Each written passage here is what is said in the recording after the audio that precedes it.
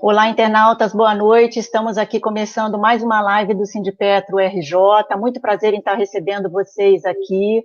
Hoje nós vamos falar sobre um assunto muito importante e que a gente tem que estar sempre repercutindo em todas as mídias que nós temos, né? Nós vamos falar sobre os direitos fundamentais dos trabalhadores e a prevenção aos acidentes e doenças do trabalho. Para falarmos sobre esse assunto, nós convidamos o juiz do trabalho do Tribunal Regional do Trabalho, TRT, e presidente da Associação Brasileira de Magistrados do Trabalho, ABMT, Otávio Calvé. Olá, Otávio, boa noite, tudo bem? Boa noite a todos, obrigado pelo convite, é um prazer participar desse evento. Tenho certeza de que o tema vai ser muito bem explorado e que a gente vai poder contribuir para esse debate sobre os direitos fundamentais dos trabalhadores e a prevenção de acidentes e doenças do trabalho. Fico à disposição. Muito bem, muito bem-vindo, Otávio. Um prazer estar recebendo você aqui também nessa noite. E também estamos aqui com a presença da Procuradora do Ministério Público do Trabalho, MPT, e vice-presidente do Projeto Ouro Negro, Sirlene Zimmermann. Olá, Sirlene, boa noite, como vai? Olá, boa noite a todas, boa noite a todos. É uma satisfação para o Ministério Público do Trabalho estar presente nesse debate aqui com vocês sobre um tema de tamanha importância, a questão da saúde e da segurança no meio ambiente do trabalho. Então, estou à disposição, temos um debate muito frutífero. Muito obrigada pela sua presença, Sirlene, é uma honra estar recebendo aqui um representante do Ministério Público do Trabalho. Estamos também com a presença da Karina de Mendonça Lima, que é advogada do setor jurídico do Sindipetro RJ. Boa noite, Karina. Boa noite a todos. Queria agradecer, né, não só o convite do sindicato, mas também a participação dos demais, a participação de quem está também nos assistindo. A gente acredita, a gente pensou também nesse evento desde de 27 de julho, quando teve a comemoração do Dia de Prevenção a Acidentes. A ideia é que a gente tenha uma conversa, frutífera, que a gente possa trocar uma ideia sobre esse tema que é tão importante, né, sobretudo para a categoria, mais diretamente focado na categoria petroleira, né, que a gente possa aqui estar trocando, falando um pouco da nossa realidade, vendo como entende, né, o Ministério Público, como entende o Judiciário, e fazer uma troca que acho que vai ser bastante enriquecedora para todos nós. Sim, com certeza, Karina. E eu já queria começar pedindo para a Karina, né, que trabalha dentro do Sindipetro RJ, que como advogada conhece muito bem todas essas questões, principalmente as que circulam no setor jurídico, queria pedir para ela fazer uma síntese das problemáticas que mais atingem os petroleiros, principalmente com relação a esse tema. Por favor, Karina.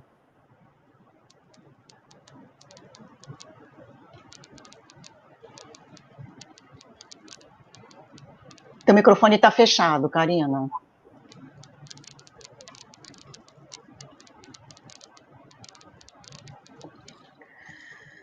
Bom, a gente trouxe o tema pela sua importância, né? Então é sempre importante a gente estar falando sobre isso.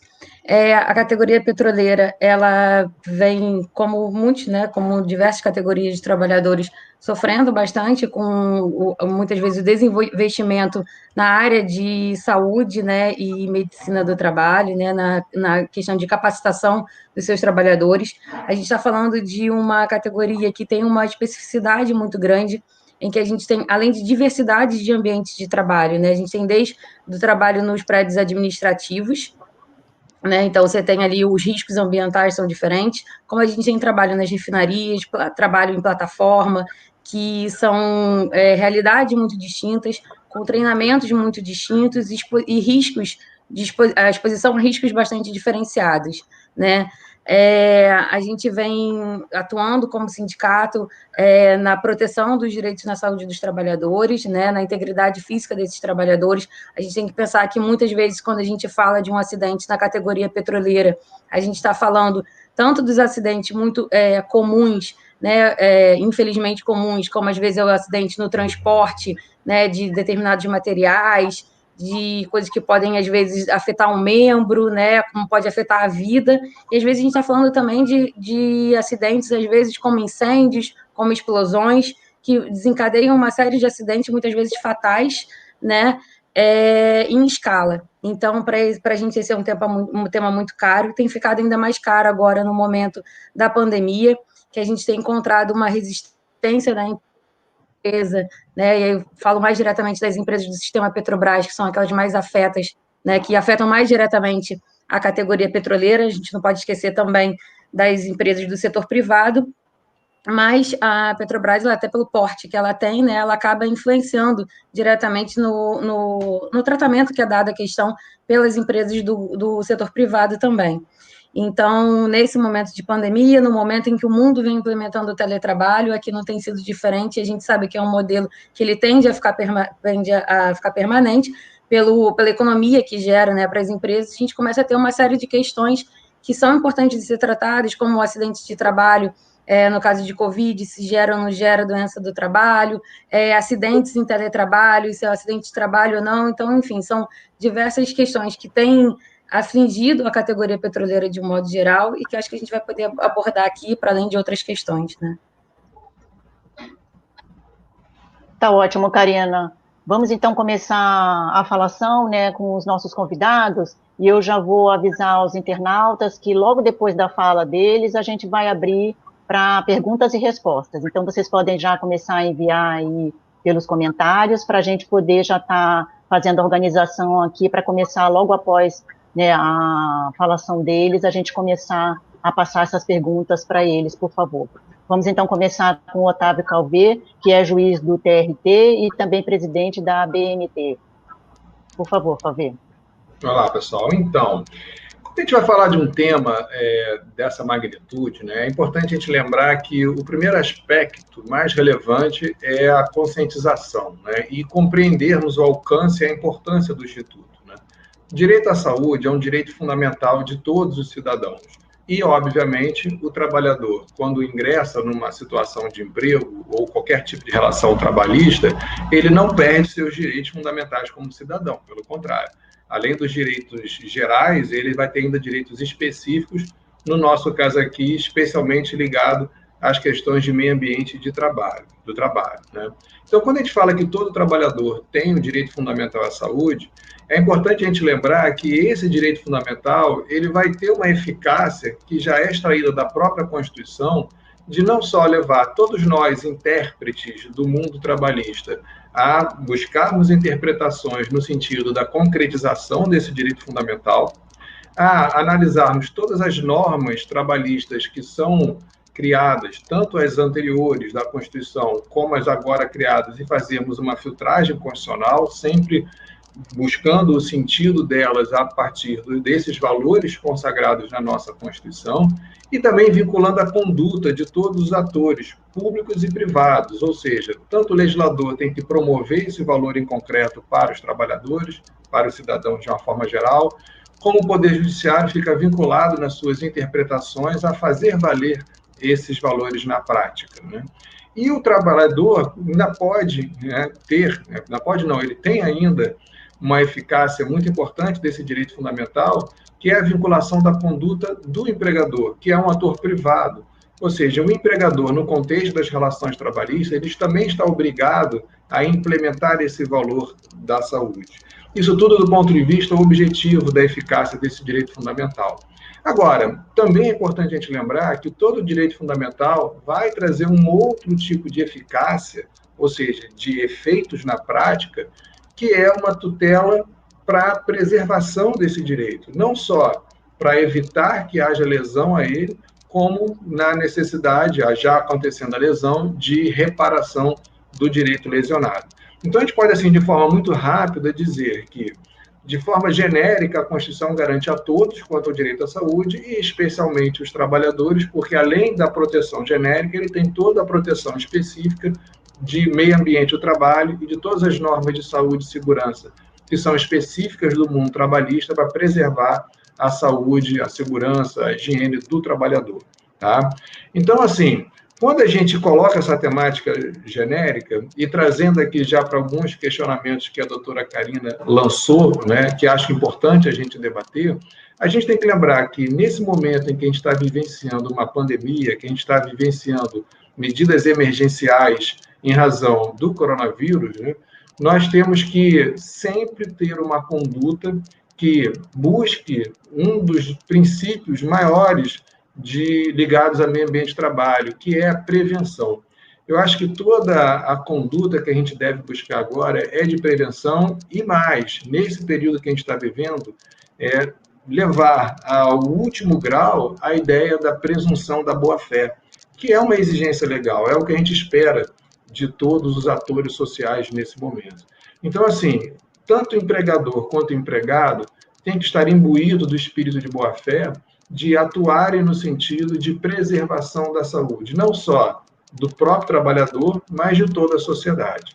Então, por exemplo, a doutora Karina estava falando da questão do teletrabalho. O teletrabalho, de fato, é uma realidade, né? Já existia antes desse período de pandemia, mas com a medida provisória 927, que já caducou, né, que já perdeu a sua eficácia, ele foi muito ampliado. E a gente sabe que a experiência desse período de teletrabalho deve levar a um aumento, a uma manutenção de um quantitativo maior do que antes de pessoas em teletrabalho, principalmente na modalidade home office, que é o que a gente está experimentando, né?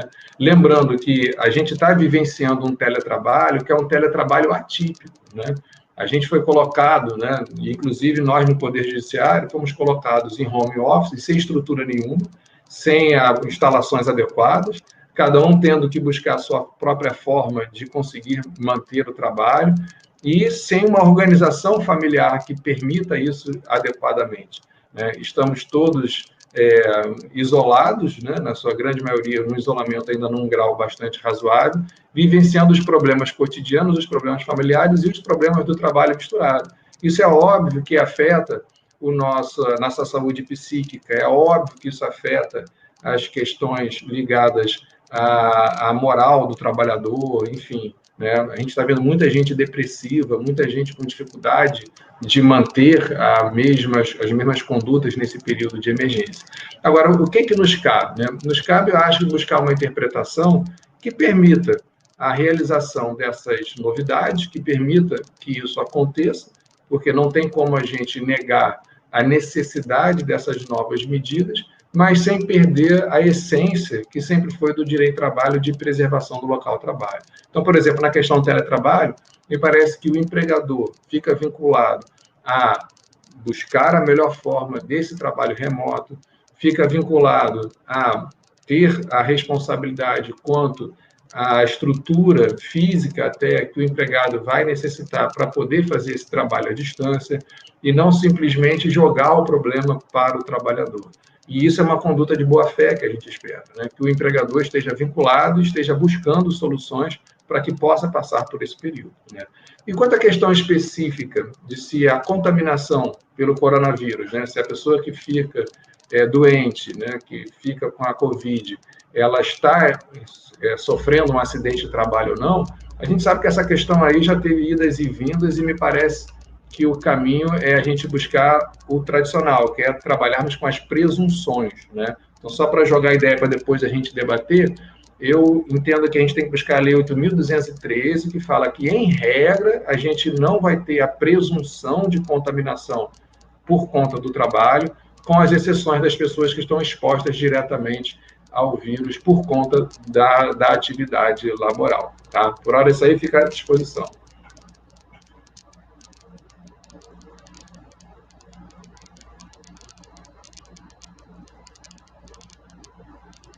Muito obrigada, Calvi. Muito importante a tua falação, principalmente porque são diretamente os problemas que estão envolvendo hoje a categoria petroleira. Vou passar agora, então, para a fala da Sirlene Luiza Zimmermann, procuradora do Ministério Público do Trabalho, MPT, e vice-gerente do projeto Ouro Negro. Por favor, Sirlene. Muito obrigada. Então, vamos conversar um pouquinho sobre essa questão, tentando complementar um pouquinho a fala do Dr. Calvi, falando justamente dessa atuação do Ministério Público do Trabalho nas questões de meio ambiente do trabalho, saúde e segurança do trabalho. O meio ambiente do trabalho, a questão da saúde e segurança, sempre foi um dos temas centrais da atuação do Ministério Público, justamente porque quando se fala em meio ambiente, se trata de saúde e segurança nesse ambiente, a gente considera ele um ambiente indivisível. E no momento que uma determinada situação ela é de risco, ela é de risco para todos que estão naquele ambiente. E quando a gente fala justamente na categoria petroleira, nesse ambiente das plataformas, a gente tem que lembrar da grande presença dos terceirizados nesse ambiente e do quão importante é nós preservarmos esse ambiente com riscos reduzidos ou neutralizando os riscos presentes, porque isso vai refletir em todos os trabalhadores que estão naquelas condições. É muito comum termos alegações, tanto em inquéritos quanto em ações judiciais, tentando, por parte de contratantes, né, empresas contratantes, tentando se isentar de responsabilidades com relação às questões de saúde e segurança dos trabalhadores terceirizados. Nós temos que lembrar nesse aspecto que há uma responsabilidade hoje objetiva, solidária, com relação aos terceirizados, envolvendo as questões de saúde e segurança. E isso, nesse cenário de pandemia, se mostra ainda mais importante. E reforço aqui também o quão importante é a atuação do Sindipetro, dos sindicatos dos petroleiros, porque muitas vezes, por parte dos terceirizados, às vezes nós não temos a mesma força por parte dos sindicatos, só que uma atuação consistente dos sindicatos dos petroleiros, em termos de saúde e segurança, certamente trará benefícios também para todos esses demais trabalhadores que estão nesse ambiente. Muito importante a fala também do Dr. Calvé, e eu queria complementar ela, quando a gente fala do princípio da prevenção. Mas dentro desse cenário da pandemia, a gente precisa lembrar também de um outro princípio essencial quando a gente trata de um cenário de riscos ainda em grande parte desconhecidos, que é o da precaução. Então, dentro de um cenário em que a gente não conhece totalmente os riscos e nem os efeitos que esses riscos podem causar na integridade física, psíquica das pessoas, na saúde das pessoas, precisa-se adotar todas as cautelas possíveis, todas as cautelas necessárias.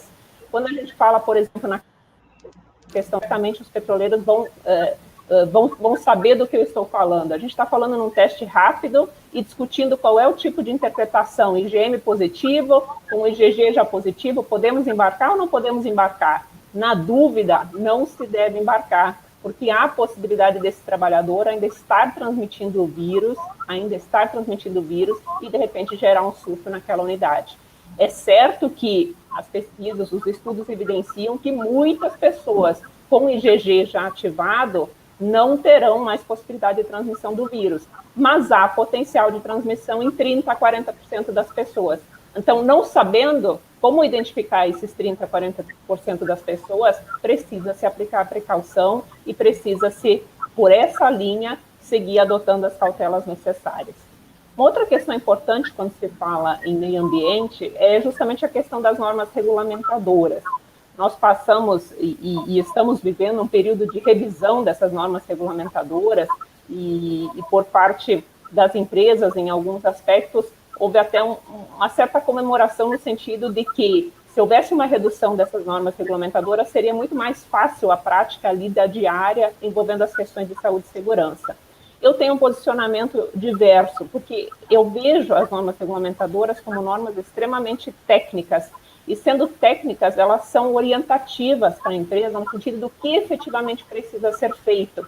Elas são muito mais, para as empresas, uma salvaguarda com esse detalhamento que elas trazem. Elas são possíveis de revisão muito mais facilmente do que leis. Então, são termos técnicos, são medidas técnicas, mas que precisam ser implementadas. Então, quando se fala em redução de 90% das normas regulamentadoras, nós estamos falando em abrir um risco enorme de medidas que na prática precisam ser implementadas, porque são medidas técnicas, mas por parte das empresas, elas acabam não tendo todo aquele manual orientativo de tudo que precisa ser feito em termos técnicos, e no qual a empresa também pode se embasar, de certa forma se salvaguardar e dizer, não, o que estava na norma técnica foi efetivamente implementado, foi cumprido, e nesse cenário pode-se dizer efetivamente que houve o cumprimento das normas de saúde e segurança, e a saúde e a segurança foram preservadas naquele ambiente. Com relação ao adoecimento da Covid, da consideração dessa doença como doença ocupacional, evidentemente é difícil considerar isso de uma forma objetiva. No momento que há uma transmissão comunitária, não se pode simplesmente considerar que todo e qualquer cenário de adoecimento por Covid do trabalhador é um adoecimento ocupacional. Todavia, o que se exige das empresas é que, de fato, elas façam os estudos de caso a caso, e em se identificando que há a possibilidade dessa doença ter sido adquirida no ambiente de trabalho, E isso, no ambiente de uma plataforma, se torna muito evidente, porque se um trabalhador ele é testado no pré-embarque, embarca, depois de uma semana embarcado, ele começa a apresentar sintomas, depois outro apresenta sintomas, depois outro apresenta sintomas, evidentemente ele não embarcou com a doença. Ainda que ele poderia apresentar os primeiros sintomas com alguma demora, o fato é que nesse cenário, no mínimo, o ambiente de trabalho se tornou uma concausa, e nesse cenário vislumbramos sim como necessário a emissão da CAT para resguardar o direito do trabalhador nesse cenário. Uma outra questão que nos preocupa também, e a reforma trabalhista trouxe uma previsão no sentido de que jornada de trabalho, questões relativas à jornada de trabalho, elas não são relacionadas ao ambiente de trabalho, a questão do meio ambiente de trabalho, e, portanto, poderiam ser objeto de negociação coletiva. Nesse sentido, a gente tem que ter em mente que a Convenção 155 da OIT, ela traz de forma expressa a previsão no sentido de que as questões relativas ao tempo de trabalho, elas integram a política de saúde e segurança do trabalho. É evidente que excesso de jornada de trabalho pode ocasionar, por exemplo, o adoecimento ocupacional, o adoecimento psicológico. E isso, nesse cenário da pandemia, nos preocupa porque, quando em março tivemos elastecimento das escalas de trabalho para 21 por 21, ou então para 28 por 28, que é ainda mais extenuante, se imaginava que isso talvez tivesse um período de efetividade, de 3 meses, talvez. Hoje isso já se alargou e já se vê a necessidade, essa necessidade urgente de retomada das escalas normais, porque isso tem impactado, de fato, em grande medida, em adoecimento psicofisiológico dos trabalhadores, além de aumentar, em grande medida, os riscos de acidentes. Nós sabemos que acidentes em uma refinaria, em uma plataforma, podem ser acidentes de grande proporção. E quando eles são causados pelo cansaço físico desses trabalhadores, isso se torna algo realmente muito preocupante. Então, dentro desses aspectos, eu queria ainda pontuar um último, que é a questão do direito de recusa. Sempre que a gente fala em saúde e segurança, o trabalhador ele tem o direito de recusa de exercer determinada atividade se ele entende, se há evidências de que aquela atividade, da forma como ela está sendo exigida, ela é uma atividade que pode colocar a sua saúde, a sua segurança, a sua integridade física ou psíquica em risco. Na prática, nós vemos muito pouco esse direito sendo utilizado. E temos motivos para isso. Em geral, há uma apreensão por parte do trabalhador, no sentido de que, se ele se recusar, ele pode ser demitido. Todavia, ele tem uma justificativa razoável. E aí a gente entra em questões de conscientização também. Muitas vezes, a falta de conhecimento, de melhores conhecimentos do trabalhador quanto ao que efetivamente seria uma atividade segura, ou quais seriam as medidas seguras a serem exigidas para a realização de determinada atividade, elas podem levar efetivamente o trabalhador a não ter certeza se aquela forma como o trabalho está sendo exigido é segura ou não. Consequentemente, ele não se vale desse direito de recurso. Então, são essas minhas considerações iniciais e eu fico à disposição.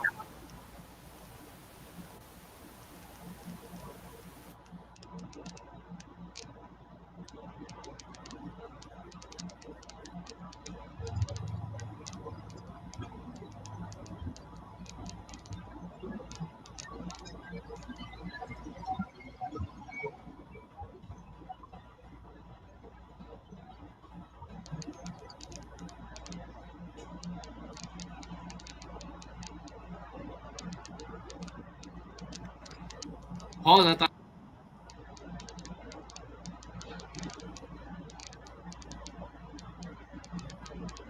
Desculpem, estava aqui falando, até falei demais, porque esse tema é bastante empolgante, né? Então, eu estava só comentando que tanto a fala do Calvé quanto a da Sirlene, elas trazem justamente, né, toda a aflição que hoje, né, percorre a categoria petroleira, principalmente, não somente, mas principalmente nesse período de pandemia. Então, eu queria passar agora para a Karina de Mendonça Lima, que é advogada do Sindipetro RJ, está aqui conosco também, e ela vai justamente, Karina, queria pedir para que você amarrasse nessas questões, para a gente logo depois começar com as perguntas e respostas do público.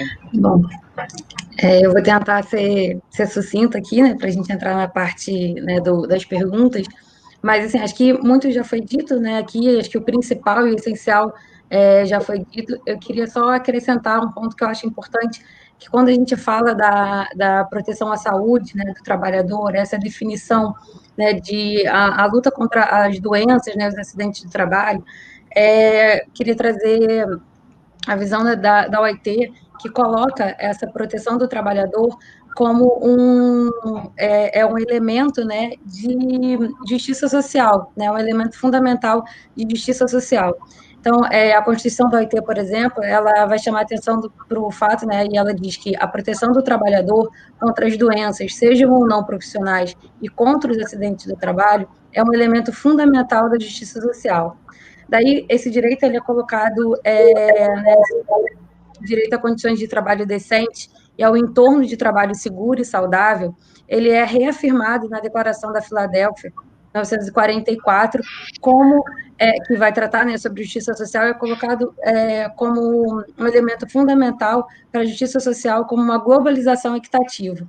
Então, quando a gente está falando de proteção à saúde do trabalhador, né, desse entorno do ambiente de trabalho, a gente está falando não só da proteção à saúde, da proteção à vida, né, e à integridade física desses trabalhadores, mas também dessa questão da justiça social. É para além só do trabalhador, é para além só daquele ambiente de trabalho, mas é para todo esse impacto que gera também no seio da sociedade.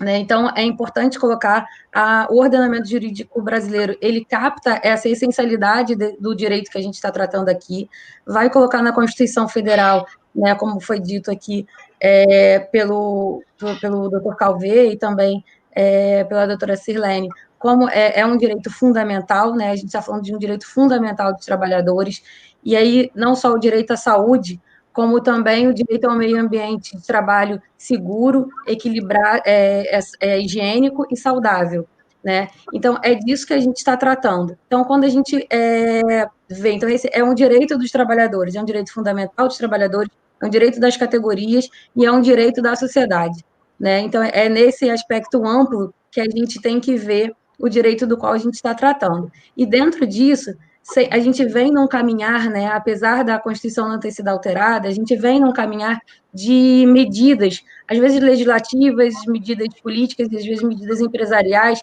que tentam relativizar, ou pelo menos arranham um pouco, né, esse direito da forma como ele está constitucionalizado, né.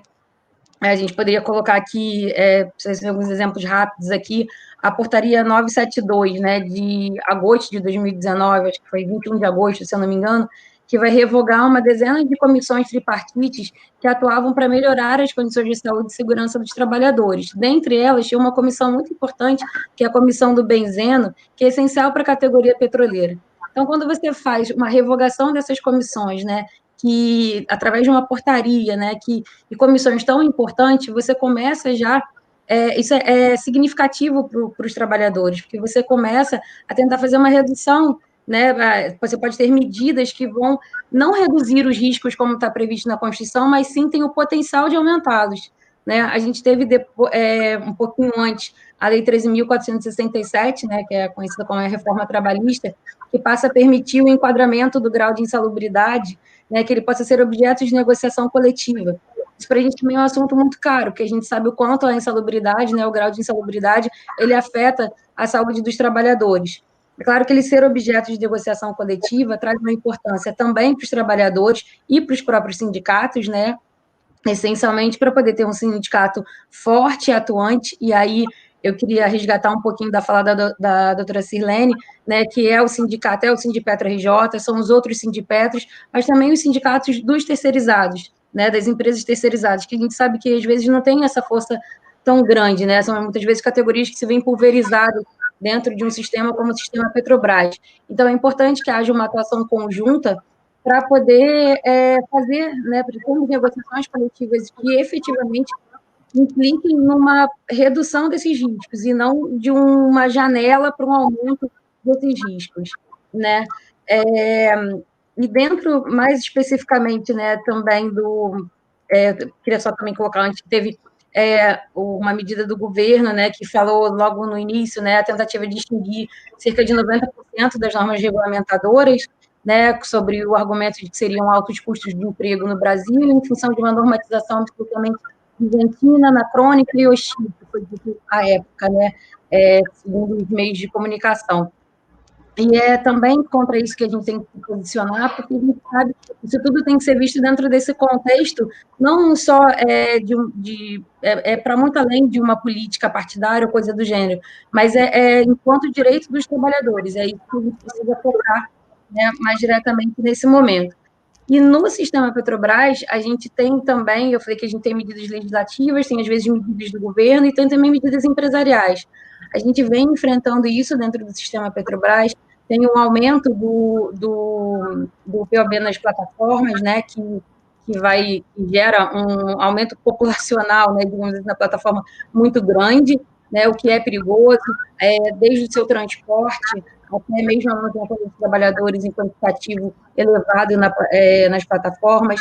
A gente tem a questão das tabelas de turno, que levam ao desgaste maior do empregado, né, e aí aquele trabalhador ele fica sujeito a um desgaste maior de saúde, né, de um desgaste maior que também vai afetar a sua saúde. Então, são esses pontos que a gente tem que ver, como também já dito, dentro desse contexto do que a gente tem de uma normatividade maior, de uma normatividade constitucional, e ser encarado ele também sobre os princípios que já foi dito da boa-fé, da prevenção, né, e dessa luta conjunta para que a gente possa, de fato, ter a preservação da vida e da saúde dos trabalhadores. Acho que esse fica como um contexto geral, né, de atuação, de legislação e da nossa realidade, né, enquanto categoria petroleira, todos aqueles que se comunicam através de terceirizados, para que a gente possa passar aí para as perguntas e a gente está aqui à disposição para respondê-las.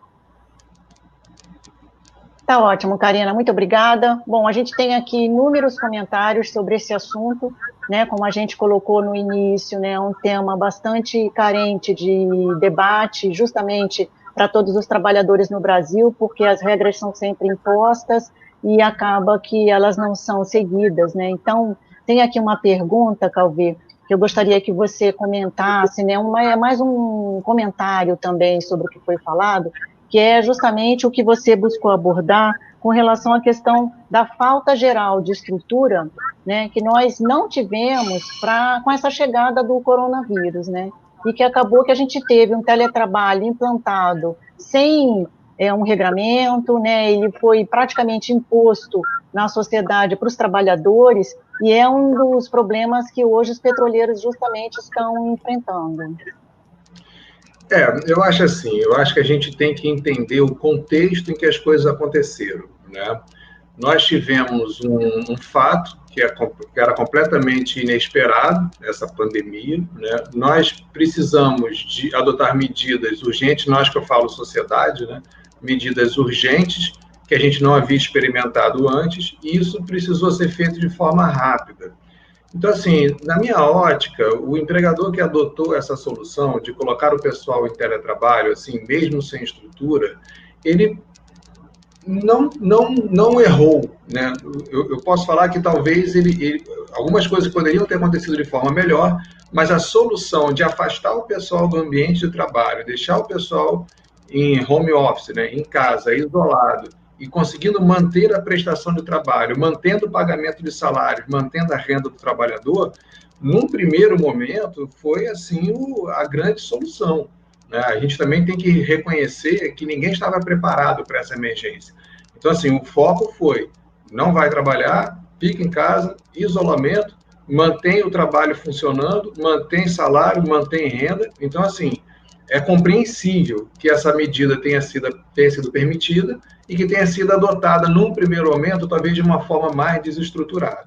Muito bem, isso foi lá em março, abril, né? Já estamos em agosto. Me parece que agora o momento é outro, até porque a MP 927, que dava suporte a essa medida emergencial, já perdeu sua eficácia.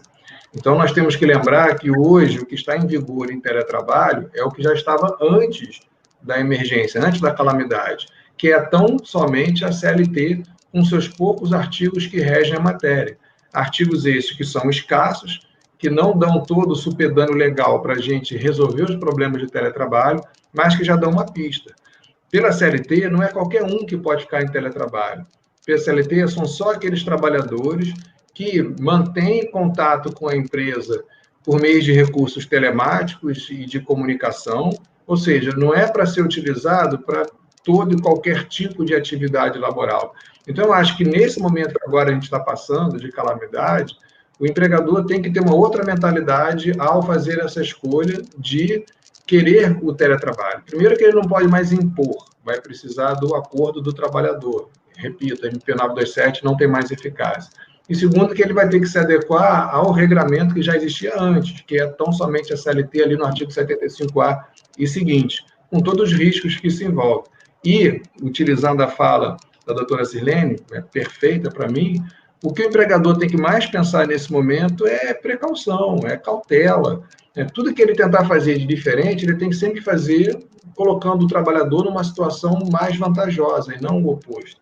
Esse seria um norte aí para que agora se utilize o teletrabalho como forma de prevenção, como forma de proteção ao trabalhador. Eu tenho falado que, nesse período de calamidade, ninguém pode buscar alguma solução que vá dar lucro, que vai dar vantagem. Não é esse tipo de conduta que a gente espera em sociedade. É realmente preservação da saúde, preservação do trabalho, preservação da renda, preservação das empresas.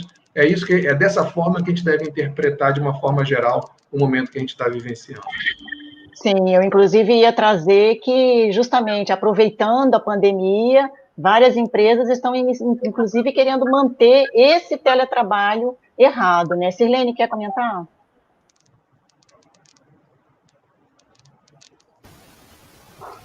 Sim, a questão do teletrabalho, de fato, ela se mostrou como uma alternativa que atendia à necessidade de isolamento social, que é a medida mais protetiva dentro daquele cenário em que se enfrentava um vírus desconhecido e com alto potencial de disseminação, em que se sabia que a principal forma de disseminação era justamente o contato de pessoa para pessoa. Então, essa alternativa do teletrabalho, de fato, ela veio como algo extremamente necessário. Então, a facilidade trazida pela MP 927 para que, de fato, ele fosse implementado, ela era necessária para aquele momento. E é natural, assim, que as empresas tenham implementado isso, tendo que... precisando realmente da ajuda dos trabalhadores, porque a gente sabe de empresas que tinham previsão, talvez, de implementar teletrabalho daqui a 3, 4, 5 anos de forma escalonada, e, de repente, de uma semana para outra, estavam com todos os seus trabalhadores no teletrabalho e tinham que continuar funcionando. Então, de fato, se mostrou, inclusive, essa questão como algo que é possível, e que é possível alcançar quando a gente precisa, mesmo que, às vezes, não seja a forma ideal. Mas hoje, passados esses 5 meses, de fato, a gente já consegue ter um cenário muito mais delineado de tudo que é necessário, inclusive de aprimoramentos que foram realizados nesse tempo. Então, mesmo para aqueles trabalhadores, por exemplo, que continuam estando em grupos, que são de grupos de risco e que para os teletrabalho, porque ela seria realmente a forma que imporia menores riscos aos trabalhadores, me parece que essa alternativa deve continuar sendo dada com a aproximação do que efetivamente hoje a CLT nos traz nesses aspectos. Sim. Com relação à questão, né, dos conflitos aqui que foram falados, né, a Maria Cristina Rodrigues Menezes, ela comenta, por exemplo, que o conflito dos procedimentos entre o Ministério da Saúde e os da Petrobras, né, muitas vezes conflitam em relação a critérios de precaução e prevenção, né, Karina? Oi, Rosa, desculpa, o seu áudio falhou para mim, eu não consegui só ouvir o finalzinho, que foi critérios de prevenção, desculpa. Sim, um comentário que a gente tem da Maria Cristina, que ela diz que o conflito dos procedimentos entre o Ministério da Saúde, né, e não só o Ministério da Saúde, mas a gente tem acompanhado, né, os da Anvisa, desde o início que começou a pandemia no Brasil, com os da Petrobras, né, eles muitas vezes entram em conflito justamente com relação aos critérios do que é precaução e prevenção, né? Sim, é verdade, assim. Acho que, só retomando um pouquinho, né, que já falando da questão do teletrabalho, que vai também esbarrar nessa questão dos critérios, né, que são colocados. Acho que ninguém teve dúvida de que o teletrabalho, nesse momento da pandemia, ele não só era importante, como ele era essencial. né? Então, o próprio Sindipetro RJ, por exemplo, ele se manifestou favorável ao teletrabalho, né? A gente entende que é a medida essencial para garantir o isolamento social, né, que é o que todo mundo espera, o que todo mundo tem buscado até que as coisas se normalizem, que a gente passe pelo menos desse grande pico da pandemia, né, e que as coisas voltem um pouquinho à normalidade. Então, assim, tem total apoio do sindicato o teletrabalho, né, é uma medida, sim, essencial.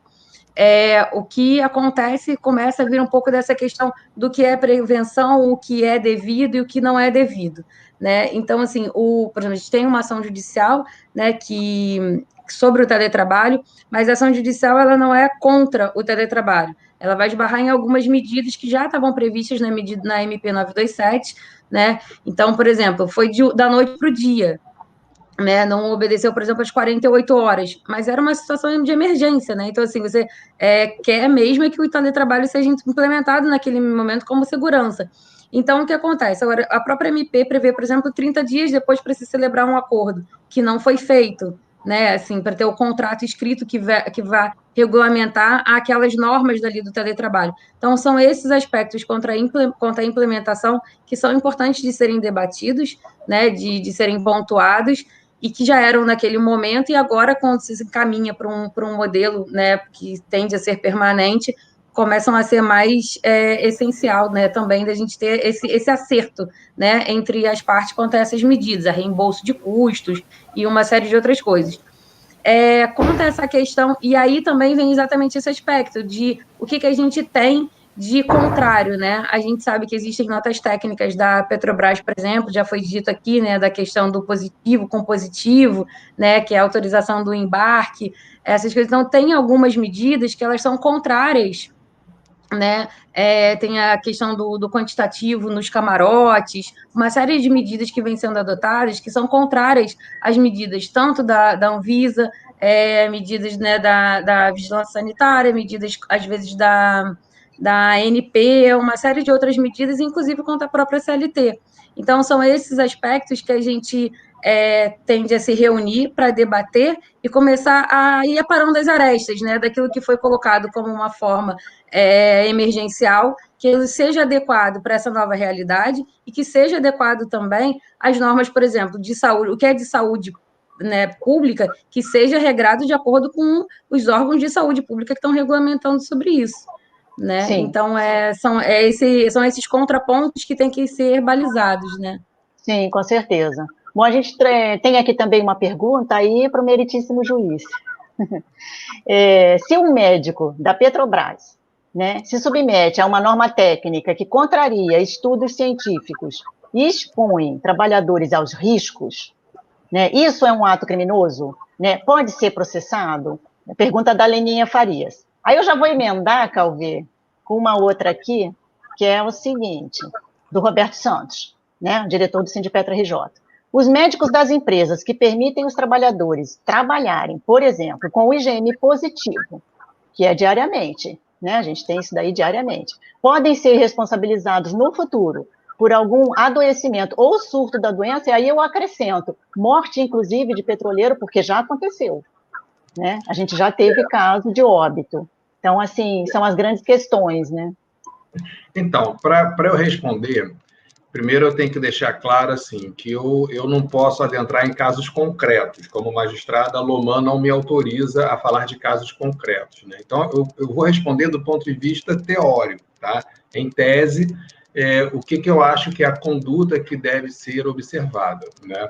Eu acho assim, a questão de um médico, de qualquer empresa, né? Um médico, ele se submeteu a uma norma técnica, aqui não diz claramente de onde é essa norma técnica, né? Mas, enfim, que contraria o que a medicina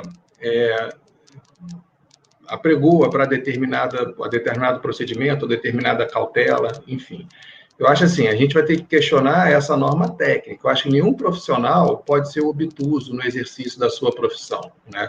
Se eu sou magistrado e a minha corregedoria me manda fazer um ato ilegal, eu não cumpro. Se um órgão superior a mim edita uma portaria que eu entendo que é inconstitucional, eu não cumpro. E já aconteceu, e não cumpro. eu não cumpro lei, né? Assim, eu deixo de aplicar uma lei se ela for inconstitucional, um ato administrativo, uma portaria, alguma regulamentação, eu acho que o profissional ele tem que ter essa atribuição, tá? Só que é muito difícil responder especificamente, até porque em concreto eu não posso dar a minha opinião, tá? Mas eu responderia em tese assim, tá? Eu acho que todo profissional tem que ter esse cuidado de avaliar, de acordo com a sua profissão, com o seu juramento, com o seu entendimento, se aquele regramento está correto ou não, tá?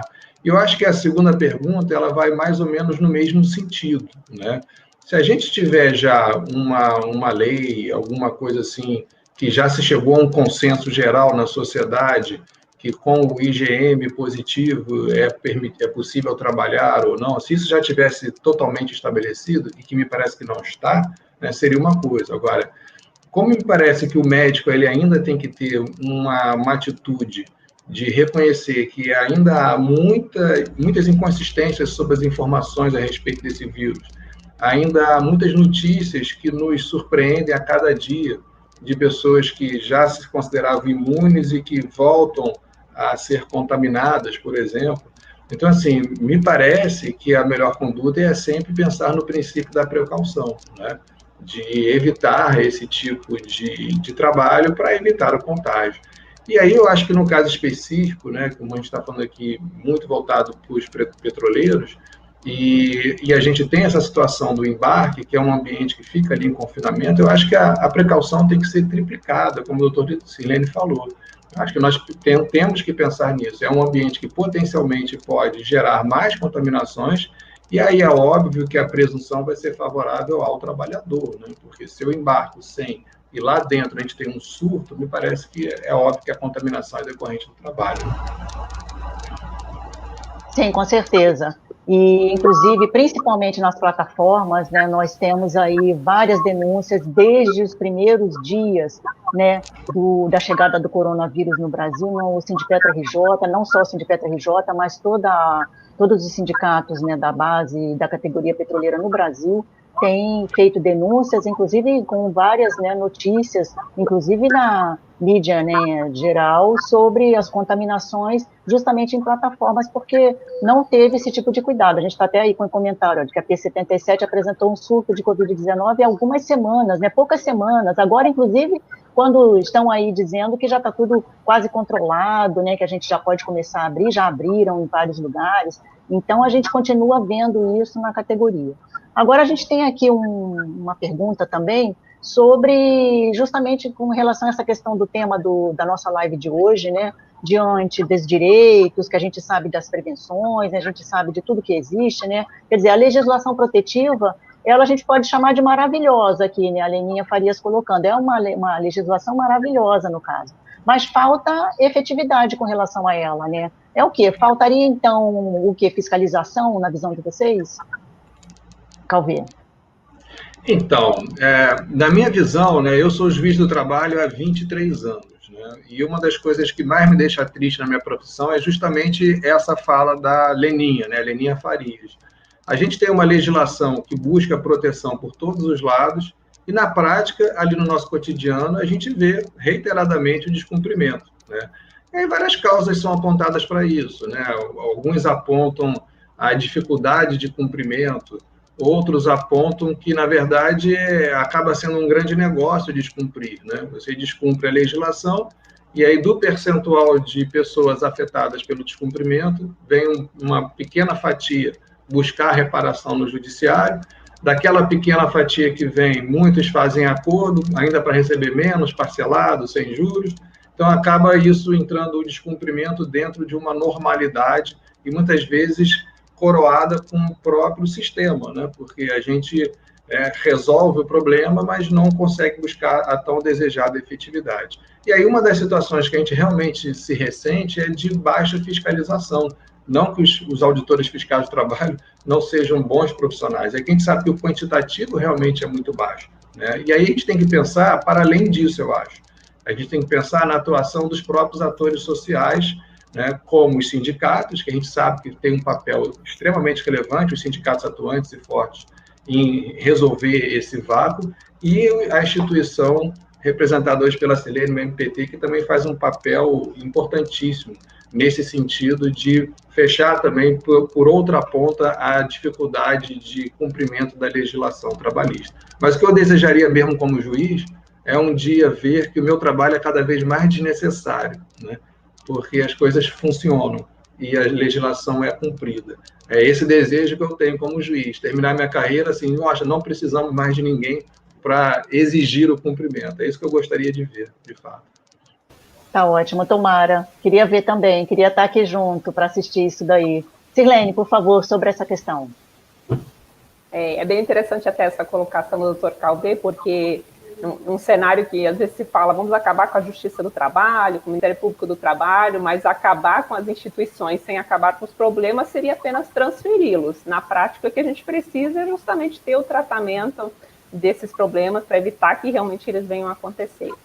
No que se refere à questão da fiscalização, de fato, a gente se ressente muito com a falta de uma estrutura de fiscalização. Hoje também nós temos uma convenção da OIT, que trata da questão da inspeção do trabalho. Hoje essa convenção ela não é cumprida a contento, nós não temos os números que hoje que o Brasil ratificou nessa convenção. Então, hoje os auditores fiscais que nós temos são poucos, são muito competentes, mas não tem como alcançar todo o cenário que nós temos de empresas, de atuação, e especificamente aqui no que se refere à questão do petróleo. E aí, nesse aspecto, é importante que a gente refira a Operação Ouro Negro, esse projeto que ele é integrado por 6 instituições, Ministério Público do Trabalho, a Inspeção do Trabalho, a ANP, a Anvisa, o IBAMA, a Marinha. Então, a conjunção dessas estruturas todas de Estado, juntas numa única operação, no sentido de que se traga mais segurança para o setor, que se traga a partir de auditorias completas, mas sempre com o propósito de que o que se identifica em uma unidade e que de repente seja problema, se consiga de imediato também trazer para alcançar para todo o setor e as correções necessárias elas sejam feitas. Inclusive, no âmbito dessa operação, no que se refere especificamente à pandemia, é justamente porque nós já tínhamos uma estrutura montada, trabalhando em conjunto, que no dia 18 de março, são poucos dias depois desse cenário se instalar de fato aqui no Brasil, nós já tivemos a primeira recomendação da Ouro Negro para o setor de óleo e gás, com relação às medidas de prevenção, de precaução necessárias para aquele momento. Hoje nós já temos um cenário diferenciado, inclusive o Ministério Público do Trabalho ele está trabalhando numa nova recomendação, já a partir desses conhecimentos acumulados, a partir de tudo que se visualizou dentro desse cenário, e dentro do que o Ministério Público se propôs na pandemia, que não foi simplesmente sair ajuizando ações, até porque quando a gente tem um cenário de riscos desconhecidos, muita gente nem sabia o que fazer. Então, a gente precisa muito mais se colocar ao lado das empresas para que efetivamente o que a gente quer no final, que é saúde e segurança no trabalho, seja cumprido. Então, nós tivemos um número de recomendações expedidas assim extraordinário, como se nunca se viu em outro momento no MPT. E, inclusive, nesse setor de óleo e gás também se priorizou essa estratégia de convencimento, de conscientização das empresas, para que efetivamente nós alcançássemos essas medidas de prevenção e de precaução necessárias nesse ambiente. Quando a gente fala da questão do surto, sabemos dos surtos na P77, na P12, tivemos na P51, tivemos na P50. Então, assim, o que a gente sabe dentro desse cenário de pandemia é que mesmo que a gente adote todas as medidas e todas as cautelas necessárias, sabendo que há um lapso em que o vírus pode não ser identificado, é certo que pode acontecer algum surto em algum momento. Nós não temos como prevenir 100% e nós não temos essa pretensão. Agora, nós temos que ter certeza que a vigilância epidemiológica ela vai acontecer de forma imediata quando o surto acontece. Desembarcou uma pessoa suspeita, desembarcou o segundo suspeito, é necessário que, de fato, haja uma testagem em massa a bordo, haja uma testagem de todos os trabalhadores, para que as medidas de prevenção sejam adotadas e esse surto não se espalhe de maneira extraordinária, vindo, inclusive, a parar a produção, que quando a gente fala em custos de implementação de medidas de saúde e segurança, quando a gente fala em Petrobras, em empresas de petróleo, isso se torna algo, às vezes, até insignificante quando a gente pensa em quanto custa uma plataforma parada em um dia sem produção numa plataforma, o que isso representa? Será que implementar saúde e segurança, medidas de proteção, elas não são muito mais econômicas? Então, a gente tem que apelar por esse lado também e mostrar que prevenir, de prestigiar, proteger, é muito mais relevante nesse cenário. Sirlene, e aí aproveitando nessa tua fala, né, de falar das plataformas, inclusive a Natália Russo, né, diretora do Sindipetra RJ e da FNP também, ela comentou o seguinte aqui, que na P77 teve o surto de Covid, né, com 18 pessoas desembarcadas na mesma semana e nenhuma CAT foi emitida, né, indo de encontro à importância que você falou, né, aqui no programa de hoje sobre essa questão da emissão das CATs, né. E nesse aspecto, deixa eu fazer uma colocação complementar, no quanto eu vejo também necessária a atuação dos sindicatos. Nós temos que lembrar que a Lei 8.213 autoriza os sindicatos também a emitirem as CATs. Então, se eles estiverem acompanhando a situação, é evidente que a situação surgiu a partir de um surto, onde vários trabalhadores que, a princípio, embarcaram sem nenhum tipo de sintoma, embarcaram com teste negativo, e, de repente, vários trabalhadores estão positivados numa mesma unidade, se a empresa se nega, o sindicato tem autonomia, sim, para fazer a emissão dessa CAT. Então, o Ministério Público, inclusive, incentiva, porque é uma forma de proteção que o sindicato pode dar a esses trabalhadores. E se, eventualmente, a empresa que quiser ou entender que não havia nexo com o ambiente de trabalho, isso pode ser depois contestado na via da CAT mesmo. Mas é uma proteção que o sindicato pode, sim, conferir aos trabalhadores. Sim. E a gente tem aqui, a gente já está chegando aqui bem pertinho do final da live, mas a gente tem mais uma, tem várias questões, né, para a gente. Desculpa te interromper, eu queria. Oi, Rosa, desculpa te interromper, que eu só não queria perder aqui o link com isso, sim, porque essa questão que foi colocada, né, entre assim, a gente tem uma boa legislação, né, e às vezes ela não é aplicada. Quando a gente começa a falar da CAT, por isso que eu não queria deixar perder, então não, desculpa pela interrupção. É muito importante, né, assim, porque a gente sabe que a gente tem uma legislação que autoriza os sindicatos a emitirem a CAT, a própria pessoa, né, o próprio trabalhador a emitir a CAT, né, e a empresa, claro, que deveria ser né, a responsabilidade primeira, né, da emissão dessa CAT. Então, a gente sabe, quando a gente está falando de acidente de trabalho, saúde de trabalho, tanto Covid quanto qualquer outra situação, é muito importante a emissão da CAT, né, assim, tanto para que você tenha um espelho daquela empresa, um espelho daquela categoria, né, de como aquilo está sendo afetado pela saúde, né, e dos acidentes, mas também para que possa se ter uma atuação preventiva dos sindicatos, uma conscientização melhor dos trabalhadores para que esses índices sejam reduzidos, né.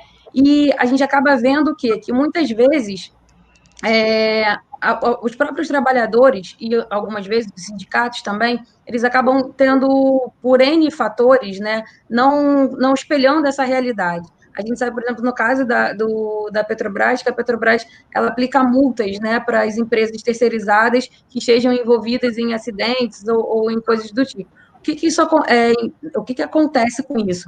Muitas vezes o trabalhador ele é pressionado pela sua chefia, né, da empresa terceirizada, ou até mesmo pela própria empresa, a não notificar aquele acidente, a não notificar aquela doença que foi tida. Por quê? Porque ele sente com o seu emprego em risco. Se sabe que isso é uma realidade que acontece.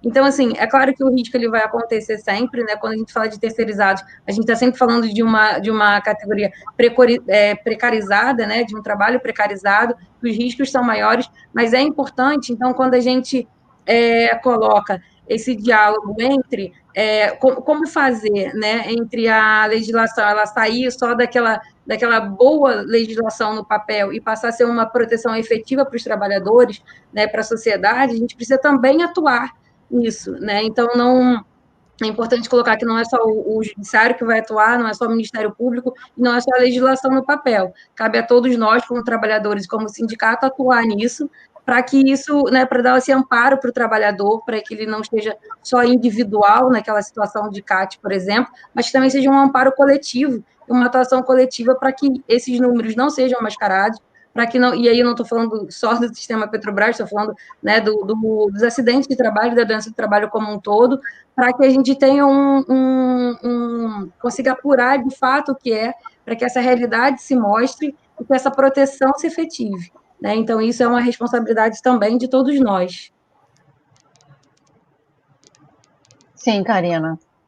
A gente, infelizmente, aqui já terminou o nosso tempo, os nossos convidados têm outros compromissos, a gente não vai poder se alongar mais.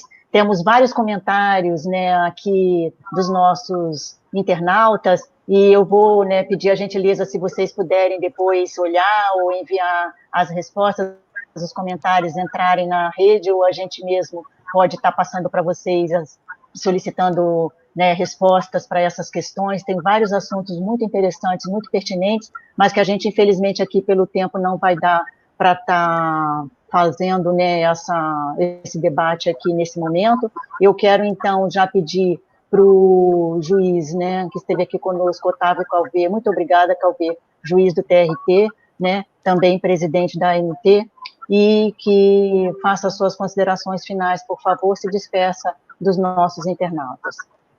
Queria apenas agradecer, Rosa, o convite, dizer que foi um prazer, doutora Sirlene, doutora Karina, para a gente compartilhar essas ideias. Aprendi muito também aqui com o nosso debate, com as opiniões de vocês, e foi, de fato, aí um prazer poder contribuir com esse tema tão importante, tá? Fico à disposição e até a próxima oportunidade. Valeu.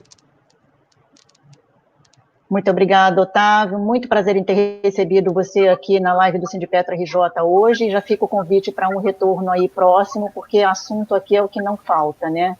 E quero agora, então, passar para a Sirlene, né? Sirlene, que é do MPT e também vice-presidente do projeto Ouro Negro. Por favor, Sirlene. Então, agradeço a participação, a possibilidade de estar debatendo aqui hoje com vocês, com a categoria dos petroleiros, com a doutora Karina, doutor Calvé. Uma satisfação podermos ter um debate tão produtivo e, a partir disso, de repente, oportunizar novas ideias, novas possibilidades de atuação, mas sempre com um objetivo maior, sem dúvida, que é o de garantir saúde e segurança no ambiente de trabalho. Reforçar aqui, mais uma vez, também o quanto a MPT apoia e está sempre ao lado da ideia do debate social, do diálogo social. Nós precisamos ter, mesmo no cenário de pandemia, em que as decisões precisam ser tomadas rapidamente, sempre por parte do MPT nós vamos incentivar que ocorra o diálogo social, a receptividade por parte da categoria certamente será muito melhor com relação às medidas, que às vezes precisam talvez ser um pouco mais drásticas, mas se tomadas a partir de diálogo social, certamente serão muito melhor aceitas e serão muito melhor levadas à implementação efetivamente pela categoria. Então, deixo aqui o parabéns também ao Sindipetro RJ e aos demais sindipetros que estão atuando de forma muito próxima à sua categoria, como sempre vem feito, mas também nesse cenário de pandemia. Mais uma vez, obrigada, fico à disposição, boa noite. E por último, peço desculpa que hoje eu tive um assistente aqui durante a live, mas isso faz parte quando a gente está em teletrabalho e nesse cenário virtual. Um abraço, boa noite. Tá ótimo, Sirlene. A gente que agradece, ter o assistente lindo, uma graça, pode estar sempre participando aqui conosco. Já nos disseram aqui que foi, não vou dizer que foi a melhor, não vou repetir não, mas uma das melhores lives que nós já fizemos aí de todos os tempos.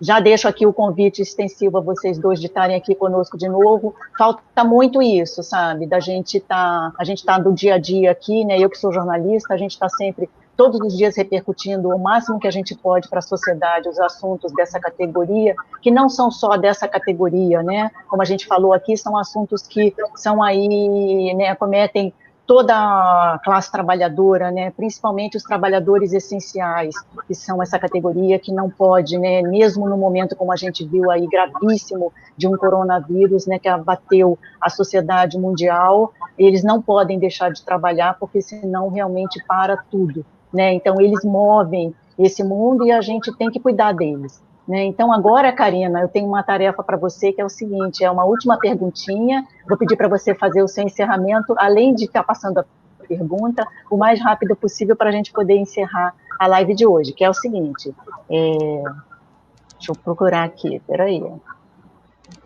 Temos visto por parte da Petrobras o uso do cenário da pandemia como uma janela de oportunidade e, infelizmente, uma má-fé muito grande. Com isso, como isso está sendo tratado pelo sindicato? Bem resumidamente, Karina. Não sei o que é mais difícil, me recuperar do susto de você falar e ter uma última perguntinha, ou responder isso resumidamente.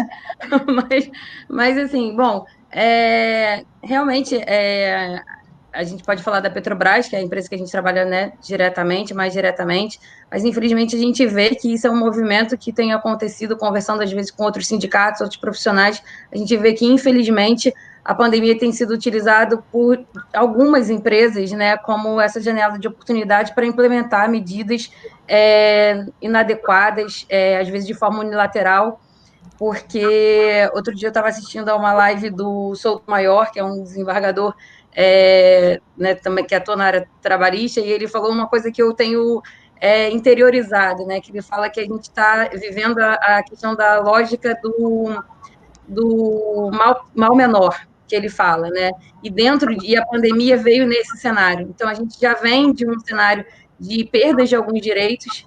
A pandemia ela entrou como realmente uma janela de oportunidade e o trabalhador se vê nessa lógica do mal menor, né? De é melhor eu ser menos mal eu aceitar isso e garantir aquilo. Então, para garantir o emprego é menos pior eu abrir mão de determinadas situações. Então, o que eu posso dizer é que o Sindipetra RJ, como muitos sindicatos, né, eles têm atuado para poder preservar esses direitos, né, para não deixar que a pandemia seja uma janela de oportunidades, a gente vem atuando aí para fechar essa janela, né, é um esforço muito grande, estamos todos ali segurando essa janela com o máximo de força. Então, o que a gente tem visto atuando dentro de uma razoabilidade, dentro de respeito às normas, respeito à situação excepcional que a gente vive, mas vendo, por exemplo, como eu falei, o teletrabalho ele é importante, ele é devido, mas ele também tem regras que devem ser observadas, de modo, por exemplo, que os custos do empreendimento não seja passado diretamente para o empregado, né? Então, por exemplo, que implementem o teletrabalho, mas que façam, por exemplo, reembolso de despesas, que se atente às normas de ergonomia, né, do trabalho, justamente para preservar a saúde, preservar a integridade física dos trabalhadores. A gente vem numa luta, por exemplo, a gente precisou entrar com uma ação judicial para que a empresa fornecesse boletins diários para informando, né, quais são os casos de contaminação, os casos suspeitos de contaminação de Covid-19 dentro de suas unidades. Por que isso? Não é mera curiosidade, né? É porque quando você tem esses dados, você consegue identificar qual é a unidade que pode estar mais ou menos exposta, qual é a atividade que está sendo exercida que pode estar mais ou menos exposta. Então, isso permite ao sindicato que não só fiscalize se as medidas profiláticas que estão sendo adotadas são as medidas adequadas para aquele local, como eu falei, são unidades muito diferenciadas, né? Desde plataforma, refinaria, prédio administrativo. Então, as medidas, obviamente, são diferentes, como também você vai ter a possibilidade de atuar diretamente com aqueles trabalhadores na conscientização deles de também adotar aquelas medidas, né? A gente sabe que a saúde ela também conta com a participação dos próprios trabalhadores, né? De seguir determinadas normas, de estar atento a determinadas regras. Então, o sindicato tem atuado dessa forma, entendendo a situação, mas olhando para essa situação sempre do ponto de vista da preservação da saúde, do emprego e da dignidade dos nossos trabalhadores. Então, sempre que possível, a gente atua, intervém, seja através de uma tentativa de diálogo com a empresa, seja através do Ministério Público, a gente tem atuado, né, em algumas reuniões, tentando fazer esse diálogo, e quando é essencial, né, a gente socorre também ao judiciário, que também é um caminho para poder tentar isso, principalmente quando há uma falha nesse diálogo, ou quando não há uma efetividade nesse diálogo. Então, é assim que a gente tem atuado e vamos continuar atuando. Então, para só encerrar, queria agradecer, espero ter respondido de forma completa a pergunta que foi colocada, eu tentei resumir o máximo e tentar pegar as ações mais recentes em relação à Covid-19, e queria agradecer a participação de todos.